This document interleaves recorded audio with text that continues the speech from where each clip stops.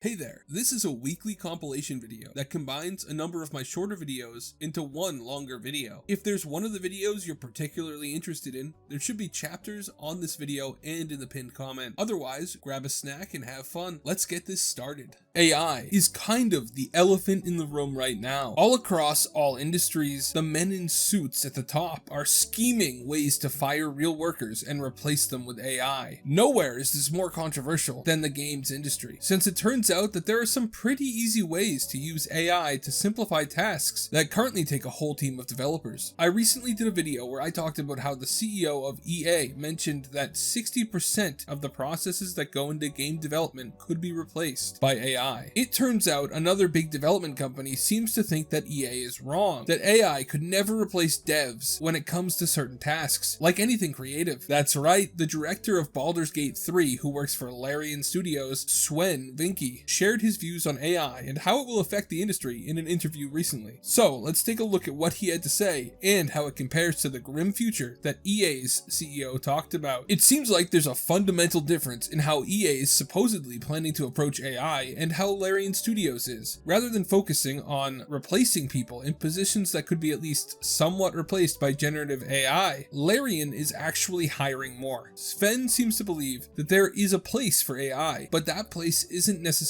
in the fundamental creative process. He's not opposed to it helping with productivity, but creativity belongs to people. He said this in his interview with IGN, reported by Games Radar. So my stance on AI is really straightforward. It is a tool that we use to help us do things faster. We have so much work that we're happy to take assistance from anything. I don't think it'll ever replace a creative side of things. And I could put money where my mouth is, he continues. What Vinky means by this, as revealed in the interview, is that instead of relying on AI tools like Midjourney, which can conjure up images using prompts in seconds, Larian has hired 15 more concept artists to keep this part of the process more streamlined. The pipeline bottleneck in the past was that we don't have the concept art coming fast enough, so the creatures are not made fast enough, so the technical animators can't rig it fast enough, so the animators can't do the monster fast enough, so they run out of work, which is really the worst thing we want in a development environment. The developer continues, so that's how we solve that. So it seems that in a time when the more corporate companies in the space are all trying their hardest to embrace and embed AI into all of their processes, Larian Studios doesn't think that's a good idea. Rather than taking the effort to unclog bottlenecks in their process with generative AI, they've just hired more people, which is, in my opinion, probably a much safer and better way to go than embracing AI, at least for now. The fact is that AI can be incredibly useful, and that it's something that could save companies a boatload of money if implemented in a safe and reliable way. And that works for big faceless corporations, ones who already don't have a great reputation with gamers, but smaller studios like Larian Studios, who, despite being a weirdly hard to classify company that doesn't quite feel like a AAA company, but at the same time produced the biggest hit game of last year, have a lot more to lose when it comes to AI in games. One of the things that doesn't get brought up in the boardrooms much, because it's inconvenient, is that there is a stigma around using AI in games, especially generative AI. While there are a lot of gamers who really won't care if the game is good, there's also a lot of gamers who absolutely despise the replacement of real people with robots. A loud minority of people who not only won't play your game if it used AI in the development, but will be sure to tweet out 90 different tweets about it and how awful it is. That kind of thing doesn't hurt a big company like EA, but a company that's garnered as much goodwill as Larian Studios, I think that for them it's too much of a risk to their brand, and it comes with the benefit of actually hiring people in a field that's not doing so hot recently. But despite being wary of AI, Sven did say that he could foresee a use case for it. Well, he's careful to mention that they're hiring more human writers rather than using AI like ChatGPT to write their scripts for games. It's possible that generative AI could be fairly useful in an RPG. We're hiring writers, so we're not having ChatGPT write their dialogues, Vinky says. Before adding that he does, however, see a usage of generative AI. Further elaborating on this, the director says, "I think you can have reactive games, and that's where it can have a place. So you can complement what's there already." So that's the thing that we should be exploring, because it's how we'll make better RPGs, which I think is actually a really good use case. Of course, having the writers write all the important lore and dialogue, but wouldn't it be more immersive if the people in your game could actually respond to something that the player does or says offhand? Like if you ask a question to an NPC, but it's not a question that the devs devs programmed in. By giving the information about what it's allowed to say to a generative AI prompt, a large language model could give a fairly realistic response to a player in a way that helps immerse people into game worlds. That being said, large language model AIs have a tendency to hallucinate, so who knows how realistic that kind of thing is, at least in the next few years. I think that for the most part, games will need to be staffed by writers who can actually make something impactful, not the useful but slightly uncanny type of thing you get out of an AI most of the time. And Sven agrees with me, saying, I buy more that there's going to be something that's crafted, and then you'll have AI that plugs into it to augment it, and it should be done in such a way that it's invisible, so you don't know that it's shifting around. So I think that's the thing of the future, basically reiterating that AI is going to eventually become a really useful tool, but he doesn't see it becoming more than that. Compared that to the EA CEO, who said that EA could impact 60% of processes, and seemed to imply that it could replace a lot of people. I don't think that either one of them is actually wrong. The EA CEO is right. AI can be used to replace a lot of people's jobs in game development, even today, let alone in a few years with all the investment in the space. But I think Sven and Larian's approach to using it as a tool rather than a replacement will probably result in more impactful games, even if they have to pay a bit more to employ actual living people. It will be something that you can feel in a game. We're not at a point yet where something entirely created by AI will be the same as something made by a person, though I do wonder how fast we will get there. What do you guys think? Do you think that AI is going to replace people, or do you see it more as a tool? Let me know in the comments. Thank you so much for watching all the way till the end. Like and subscribe if you haven't already. Have a great day, and God bless you. So, Discord has set a new record for the most views on a video in one day, completely by accident. You might have seen this video getting pushed to you by the algorithm. Notice anything weird about it? It's got 1.4 billion views in just the 3 days since it went live. Specifically speaking, right now it's got 1,406,756,598 views at the time of recording. That's like an insane amount of views. When you consider that the highest view count video on YouTube is Baby Shark Dance, you know, the children's song, at 14 billion views, if Discord doesn't stop what they're doing, they might end up beating it. Heck, at this point, the algorithm might push the video super hard because of how many views it's gotten, and it might keep climbing the ladder forever. But how and why is this 18-second Discord video breaking records? Well, it certainly isn't because it's groundbreaking content. Today, we're going to talk about how Discord accidentally view-botted their video to the moon. So, what was the video anyway? Well, it was an April Fool's joke announcement, joking that they were going to add loot boxes to Discord, like in the original Overwatch, which is funny because of how absurd it is, but does lose some humor when, right when they're making this joke, they're actually launching quests inside of their chat application, which also seems absurd, but whatever. The point is that this wasn't some groundbreaking piece of cinema history. Here, look for yourself.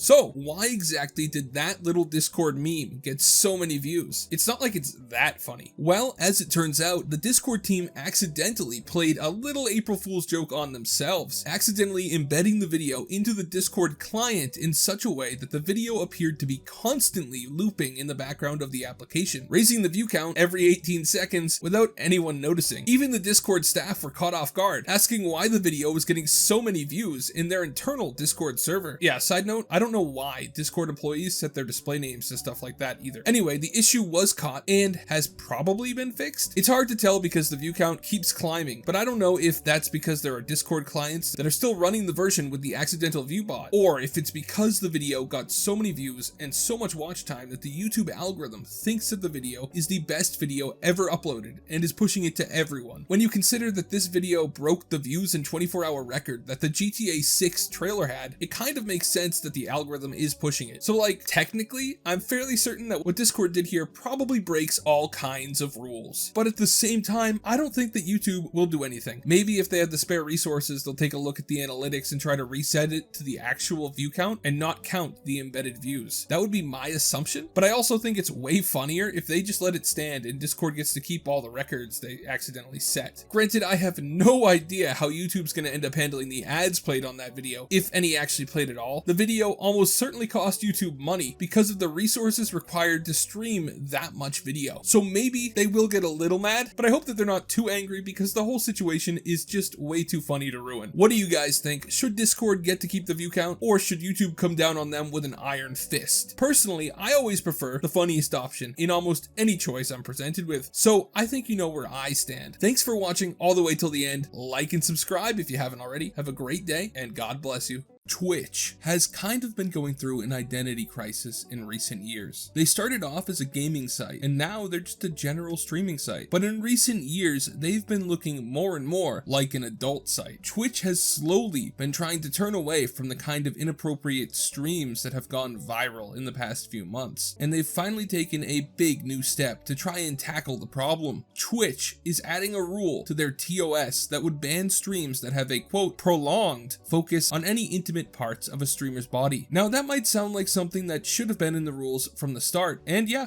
I agree. It's kind of ridiculous it's gone on this long. If you're not familiar with what's going on at Twitch, it boils down pretty simply to an arms race between Twitch's rules and streamers who use Twitch as a way to indirectly advertise their more adult content on other sites. A few years back, this first really started to manifest with the hot tub meta, where women would appear on stream very scantily clad in bathing suits and other outfits to attract more male followers, who watch for the obvious reason. Considering the majority of users on Twitch seem to be younger men, this was unironically a good strategy. If you're gonna get a young dude to watch something for hours on end, it's either gotta be a 10-hour Halo lore video or a pretty woman. Eventually though, the hot tub meta got too much attention, and Twitch relegated them to their own section of the site so they could continue to pretend to be a family-friendly website. Since then, streamers have constantly found different ways around the rules, from streaming shirtless with their breasts just off screen, to using black bars or blurs to cover up their intimate areas, literally like The Sims, to now just focusing an extra camera at their adult areas, with some rather ingeniously using their shorts as a green screen to play games on, but most just putting the minimum effort in to just barely skirt the rules. The reason these streamers do this, for the most part, is because the vast majority of them don't really use Twitch as a major income stream, but rather as an advertising platform. If you're a good-looking woman who has an adult website, you can't get better targeted advertising than to stream on Twitch. Since the majority of the users are male, and the vast majority of people you're gonna reach on the more adult sections of Twitch are, hopefully, going to be college-aged men with lots of money to throw around. After all, if they can subscribe to a streamer for $5 a month and almost zero benefit, they probably have some degree of disposable income. So it's actually good business sense for them to use Twitch to indirectly route people to their more profitable adult websites. Unfortunately, it's a really bad look for Twitch, especially if they want to keep their reputation clean. No one likes the idea of children being accidentally exposed to this kind of thing, and it appears that is happening a lot on Twitch, to be honest. Now, considering Twitch doesn't seem to consider itself an adult website, and I'm certain their advertisers probably don't realize some of the stuff their ads are playing on, this was always going to end with Twitch slowly banning different sexualized types of livestream, even if their own rules enforcement seems to be unable to actually ban anyone for more than a few days, regardless of how often they show a little too much skin on a streaming site that is aimed at a fairly young demographic. Whenever it goes just far enough that they start to get worried it will upset advertisers, they start changing the rules. Twitch tweeted out the other day about the new rules, which actually go into effect today if you're watching on release. They said, "Our community guidelines are designed to help make Twitch a welcoming place. Content on Twitch is always evolving, and we want to make sure our rules work as intended and keep up with emerging behaviors. When needed, we make updates to our rules to capture those shifts in behavior. And so, it's clear to the community what is allowed. Starting on Friday, March 29th, content that focuses on intimate body parts for a prolonged period of time will not be allowed. We've included additional detail and definitions in our community guidelines linked below," and then a link to the more legalese version of the rule change in the actual TOS itself. So, they're banning anything that focuses on an intimate body part for a prolonged period of time. Now, I get why they're specifying that it has to be a prolonged period of time, as it's feasible that someone could drop a camera and have it land in a very unflattering place. And if something like that happens on accident, no one should get banned for it. But considering how terrible Twitch's rules enforcement has been, I'm not sure that giving them the ability to take this on a case-by-case basis is the smartest thing, considering they routinely give out ridiculously small punishments whenever the streamer in question is a woman. And I mean, case in point, there was a woman who live streamed herself having relations with another person, and Twitch unbanned her after a week. A week for literally broadcasting adult content. It's been pointed out before that Twitch just has a terrible track record of actually banning people for meaningful periods of time for pretty egregious behavior, and usually it's the woman streamers that get special treatment. Not sure why. Anyway, another reason this could cause an issue is that these streamers have been one step ahead of Twitch every single time Twitch makes a change, so they'll just find something new to do. Maybe a rotating camera that spins around them and provides a good view of their assets without actually pausing to spend a prolonged period of time on them. I'm sure it'll be something like that. The funny thing is that if Twitch really wants this to stop, it would be incredibly easy for them to do it. Right now, Twitch doesn't really let you link to an adult website directly from Twitch, so these streamers push people to other places where they are then able to send them to the adult content they make,